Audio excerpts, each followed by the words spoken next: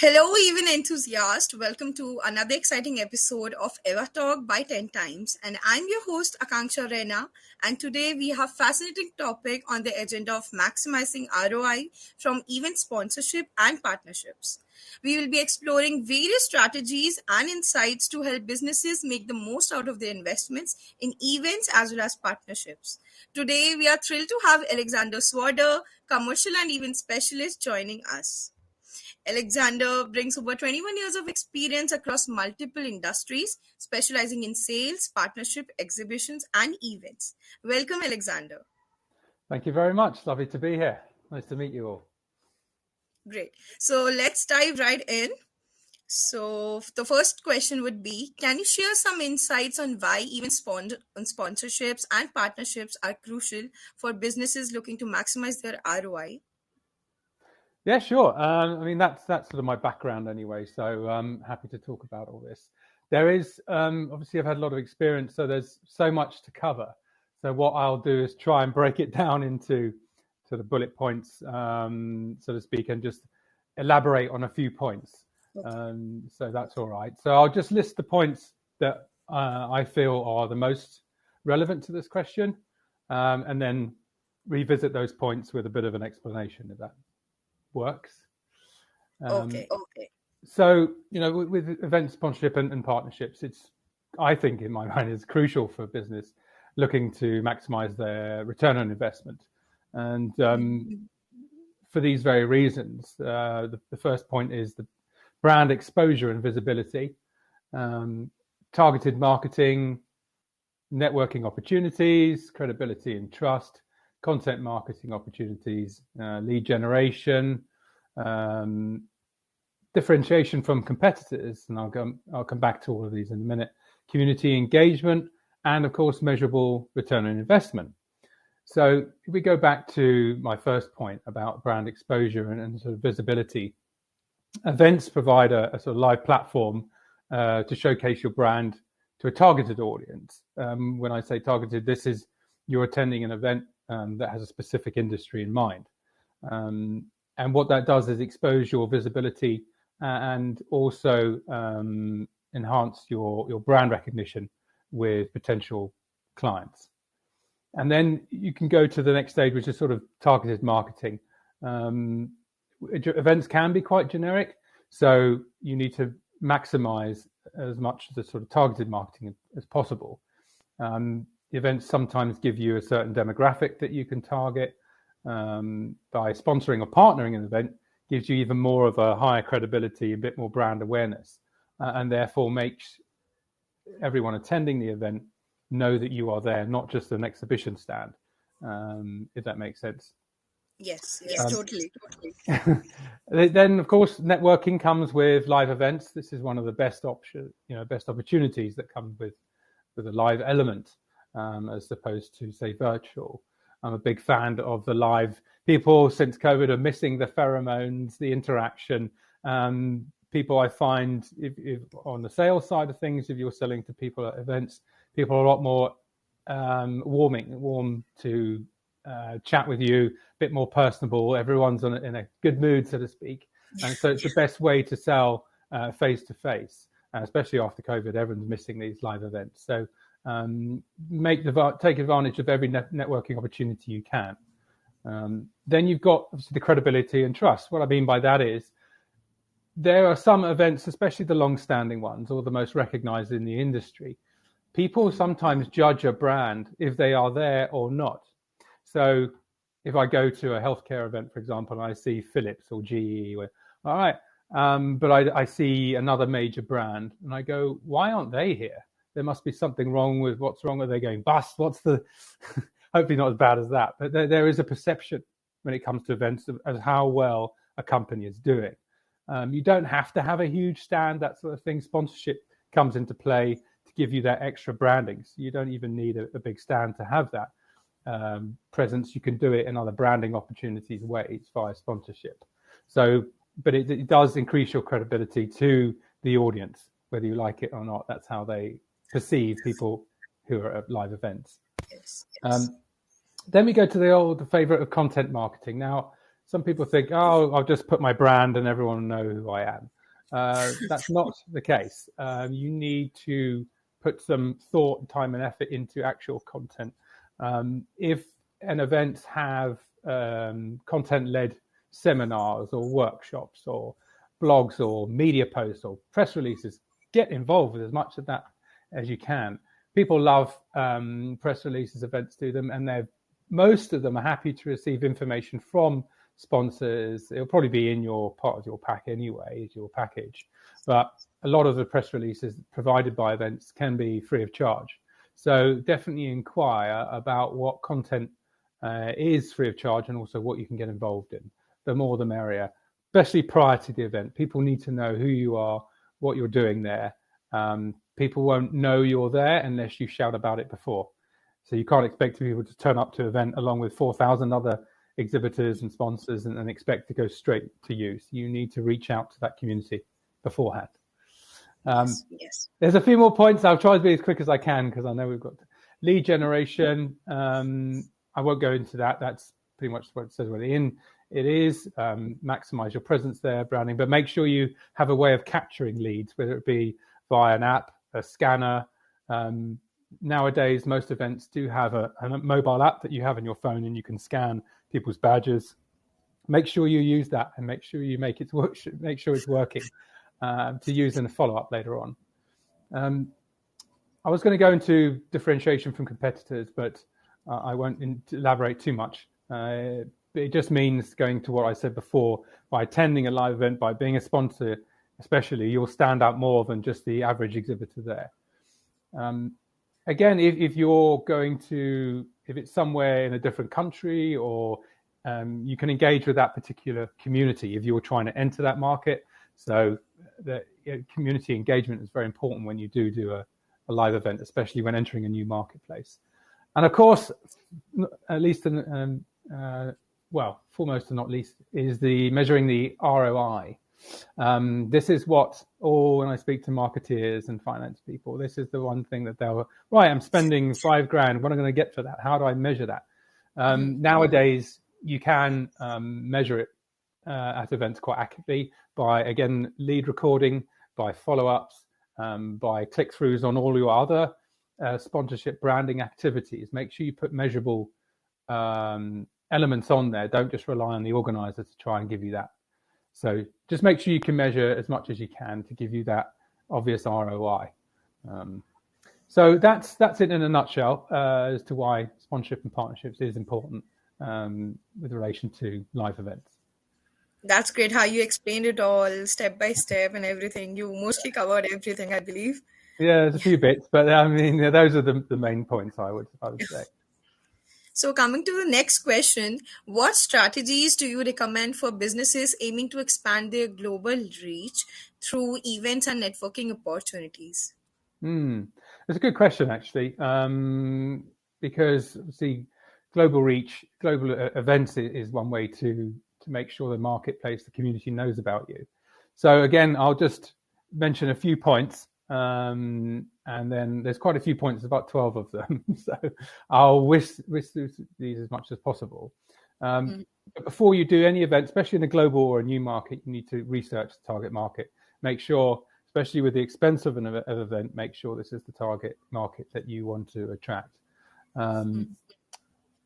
So obviously participating in international trade shows and conferences is a must for entering a global marketplace.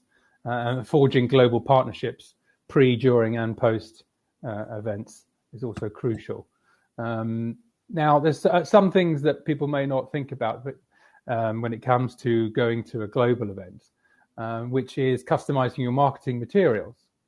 So, say if I'm going to the UAE, I probably would like to tailor some of my sales collateral brochures into Arabic as well as English.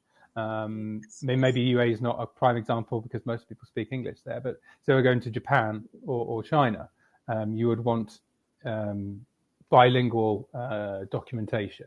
So make sure you have that as well as video and content. So that people do relate more and it's like easy to communicate with your target audience. Yeah. Exactly. When you can actually, when something is in their language as well, I think they appreciate that as well, because you're coming into Their regional, their yeah. own country, as it were, and you've got to appreciate their cultural sensitivities as well. Um, and also, if for whatever reason you can't make a physical global event, you can utilize digital platforms. They might have, if they've got them on offer, they might have a virtual event platform Yeah. where you can do certain webinars, any form of content, workshops online. So it's not a be all and end all. If you can't afford, you can't have the time or fly staff all the way over to a global event, see what digital platforms this event is offering, just in case there's a more cost-effective way for you to do it, and also an economical way and sustainable way. That's how you can breach that gap between the live and the virtual side of doing it. Then obviously building a global network, again, research on that, build as much around the community through forums and so forth before you go to the event, to again make sure it's the right event for you, and set up meetings beforehand. So even if you don't get to see many people at the live event, you've still scheduled in some meetings in and around it. Maybe some networking events that you have your own in the evening, for example, with some potential clients, that sort of thing. Then a big fan is obviously the social media element with all live events. Utilize this as much as you can. Ask the organizers for any logos, any joint branding elements, any links that you can promote yourself at the event. You're doing them a favor, you're doing yourself a favor. It's best to shout out that you're going to the event, because say if your competitor is going, hey, I'm here at this event, and you're not, who do you think the audience is going to go and see? The person who they know about that's going to be there. So make sure you do as much pre-event marketing as possible to showcase that you're going to be there. I mentioned the digital element. I mean, you could do a hybrid event on the global scale. You can do a bit commercial, bit virtual.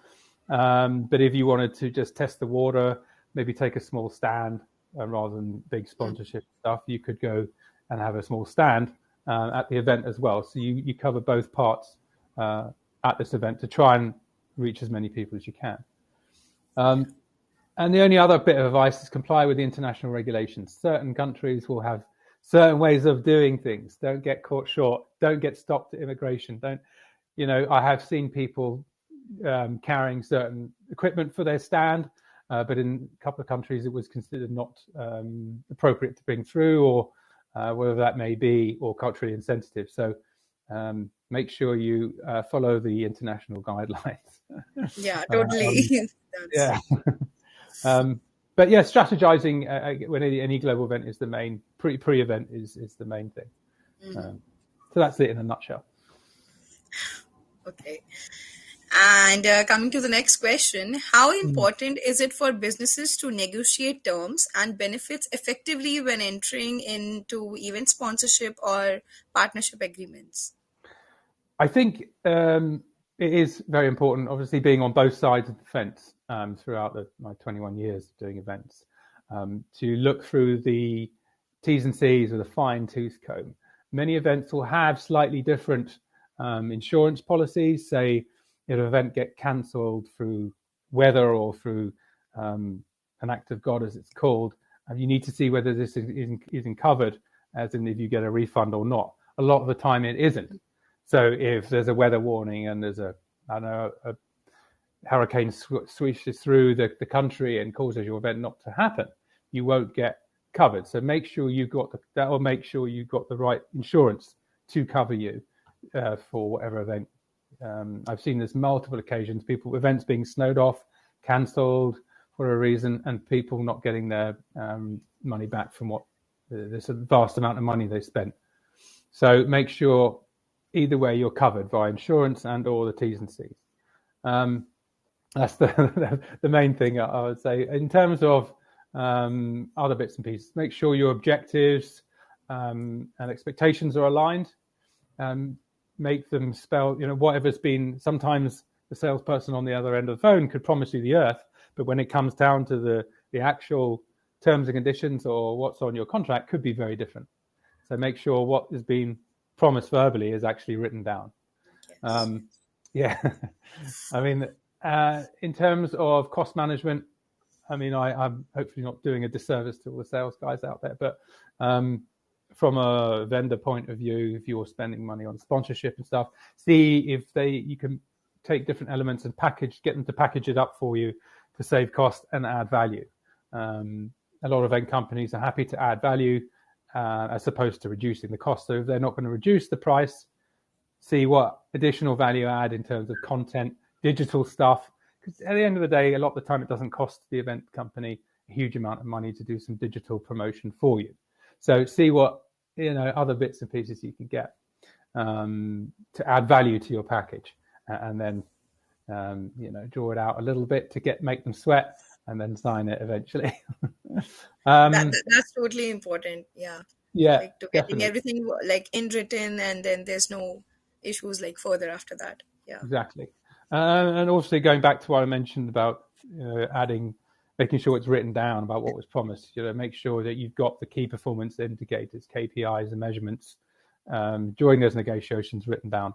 And then obviously look at the payment terms, and because a lot of them require payment. All events in theory, especially live ones, require payment prior to the event happening. Now I know a lot of international or companies in general sometimes have a policy of paying not before 1 month from the invoice, things like that, but that sometimes can take them over the deadline of the actual event. And a lot of event companies may not allow you to set up a stand or put your branding at an event if you have not paid. So double check when is the latest you can pay. And in theory, as long as it's before the event, you're good. I have had people turning up with a briefcase full of about $20,000 once and paying on the day. So we would let them set their stand up, but hopefully you won't have to deal with that. Then I suppose there's the exclusivity and competitor clauses. You might be promised that you're, say, of a certain sponsorship level, you're the only sponsor in this category. Make sure that is written down, just in case they sell another sponsorship. You have every right to go, we're the only sponsor sponsoring this particular element or this level. And also, going back to paying, I just remembered, see what flexibility there is in terms of payment terms. If you've got a long enough leadway to pay, why not split it into 3 or 4 payments, just to keep up your cash flow? Just something to consider. You don't have to pay everything, even though they'll try and make you pay it all at once. See if you can split the payments up if that suits your budget requirements anyway.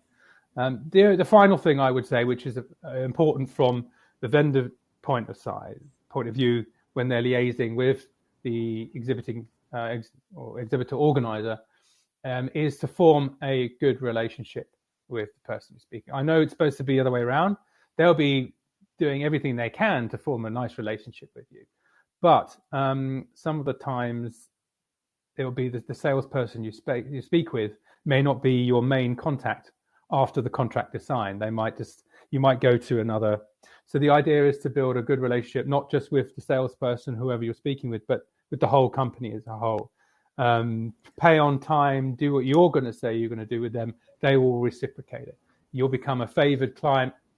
Down the line, you will reap rewards, trust me.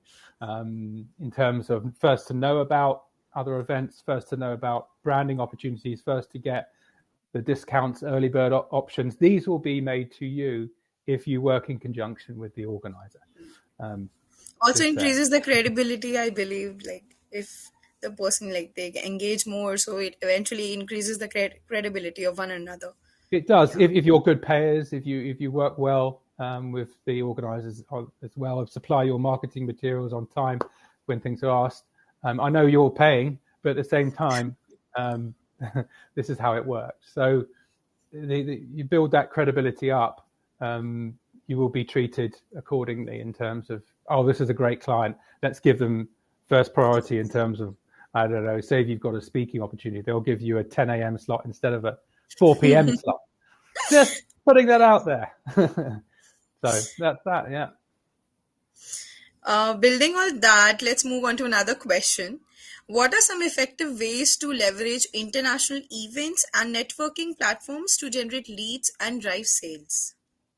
Gosh, yeah. So, I mean, this is a broad question.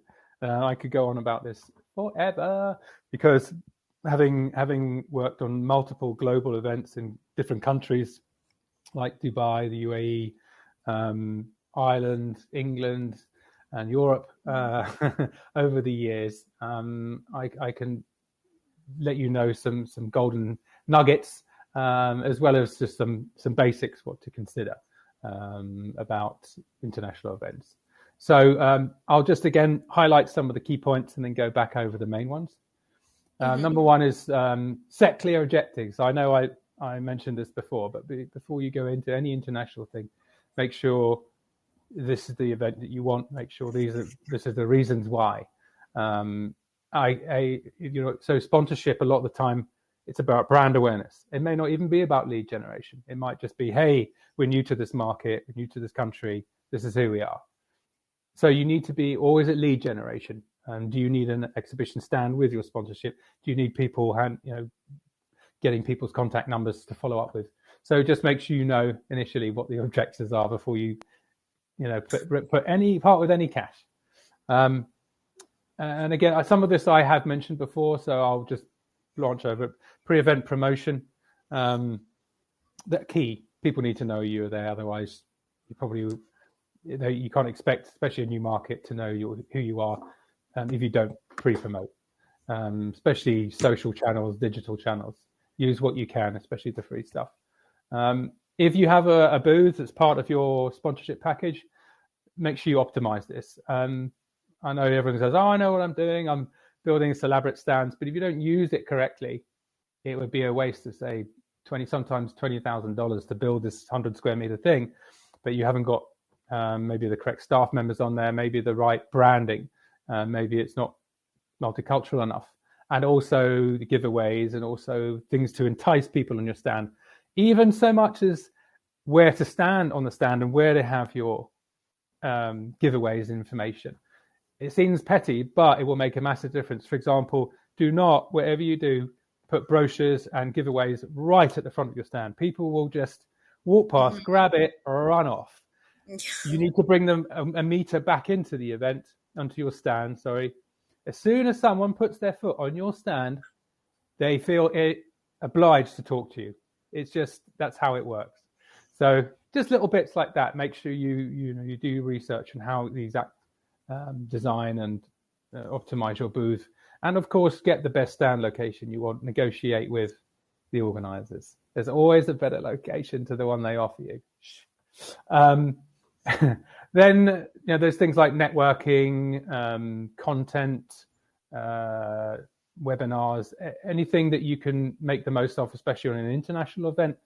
Take advantage of, especially if it's something that can be or is included in your sponsorship package. I've seen so many clients over the years pay this vast amount of money for sponsorship, and they hardly utilize some of these key networking opportunities. There might be evening gala dinners, there might be networking lunches. Send people to these. And if you can do your own content speaking opportunities, do them. Content is king. I hate to say that old phrase around, but it is, and it still is. And you can utilize it if it's filmed like we're doing today. I mean, this will be filmed, this will be recorded, and this will be sent over, and you can reuse these things. So make the most of it. Other points: exclusive promotions, get people's interest. Why would I come to your stand as opposed to your competitors? Again, multilingual marketing pieces, social media, collaborate with local partners and influencers. Make sure they know who you are, what you're going to do. If you've got anything exciting you're going to be presenting at the show or the event. And most importantly of all is the follow-up. I know this is across the board, whether you do sponsorship, whether you do whatever, stand. If you do not follow up after an event and you don't have ways of capturing people's details, 9 times out of 10, you will not get the return on investment that you want to see. That is key. There you are. Yeah, that was really insightful. Great points.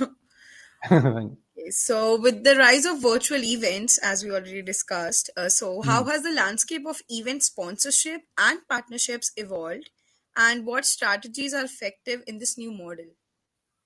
Yeah, so it's an interesting one, that, because of COVID as well. That sort of reboosted virtual event. I'm a big, obviously, fan of live events, but I also like what virtual events can do for the community, the events community, and also international community. So, um, I mean, I'll give you a slight synopsis of when I first discovered virtual events. Was actually way before any of this COVID stuff. This was back in 2004, making me sound old now. But I was running a live event to do with software, and we created a 360-degree sort of virtual platform. This was an event that it was a bit basic back in those days, but you could walk around a virtual event and see the exhibitors' stands, click on their information, and interact, even sometimes with a live chatbot from that company.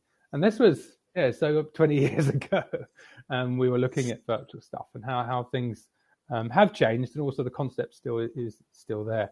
So quite familiar with this concept and how it benefits. So I'll just give you a few pointers again. To look at is obviously the virtual sponsorship opportunities, digital branding, visibility, data and analytics, content collaboration, interactive engagement tools, networking platforms and tools, virtual event follow-ups. Keep going on about the follow-ups, it must be done. And the good thing about virtual events is the measurable virtual ROI. This actually can be more measurable sometimes, or a lot of the time, because it's online. And then lastly, I might touch on, we've got time, the hybrid event strategy to consider. Again, with my love of live events there, why not combine the two? So going back to sort of sponsorship opportunities, there will be tons of ways to put your logos, even create virtual stands, sponsored sessions, branded content, sometimes more than a live event, and more cost effective. So definitely look at all of the different opportunities that each event holds. That also flows on to the digital branding and visibility. Digital branding is crucial. If you're part of an event, you can't just have a virtual stand. I think you need to have some interactive logos or animated GIFs or things like that people, or pop-ups. They can be annoying, but they'll get you in front ahead of your It competition. increases the engagement more, and like it's eye catchy, and people do take interest sometimes just seeing an animation or maybe a logo. Like it's really, yeah, it Yeah, increases the engagement. exactly. So make the most of that if you can, if you can afford it. um, Obviously, data and analytics, where make sure the people running this virtual event offer you as much information as they can about how they will record all of this data, where the analytics will come from, if they will share with you all of the analytics from, maybe it's a one-day virtual or a live or whatever. Just make sure you know what data you're going to receive and how it's analyzed, and therefore that will roll on to your return on investment. Again, I suppose content is another thing, especially online. Virtual webinars, workshops, even roundtables are a great way to quickly generate very direct leads, as it were. When it comes to virtual, some organizers will let you cherry pick types of organizations, sizes, and so forth, and therefore be able to run an event for you, say a roundtable, very specific to what you offer and to what their needs are, therefore benefiting both the attendee or the virtual, the delegate, and you as the sort of supporter or sponsor. So see how I suppose in sync and how niche you can make your or targeted you can make your the content and say engagement with the audience. There are even ways to network, believe it or not, apart from, you can have online sort of virtual chats out of the traditional event space, as in the virtual space. There are certain tools that some virtual events might have. So see what networking platforms and tools that each event has, so you can maximize, build these relationships with everyone online. Again, the follow-up, I won't go into that. And I mentioned the virtual return on investment.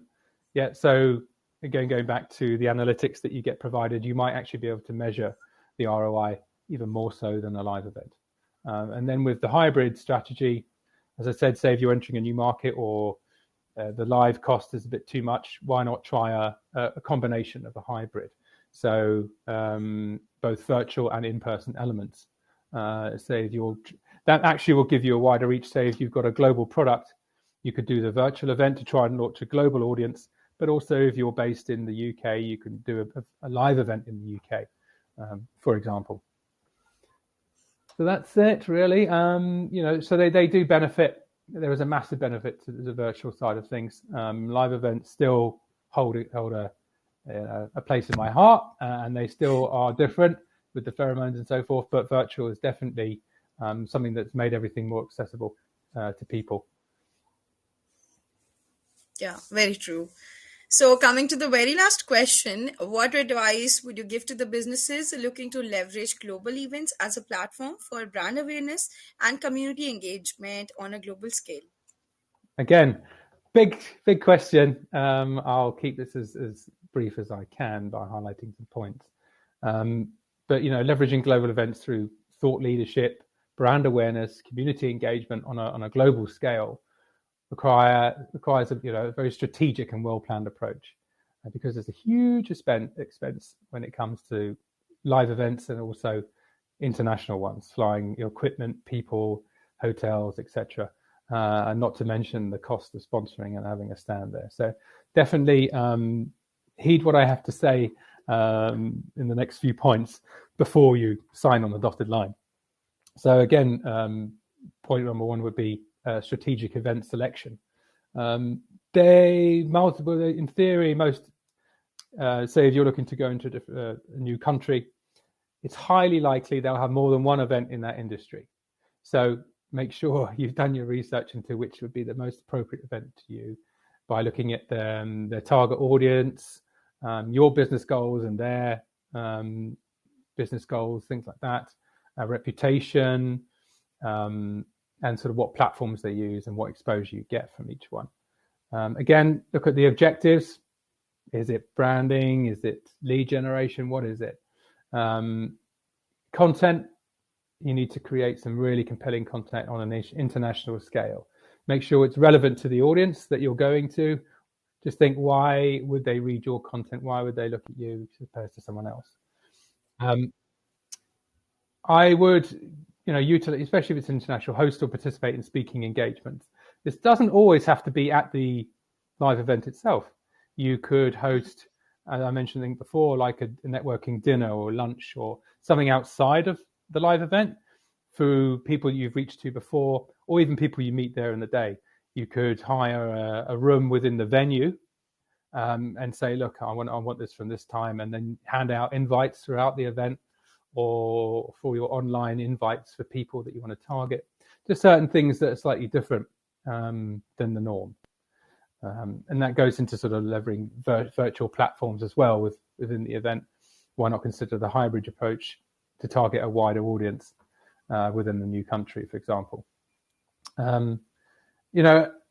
Reaching out to as many people before, building the relationships is key. If you can, building that global community, cultivating it before the event to make sure that you're on the day when you arrive in the country, you have a clear plan and you know who you're going to speak to, apart from all of the attendees anyway. And again, the marketing material, make sure it's multilingual.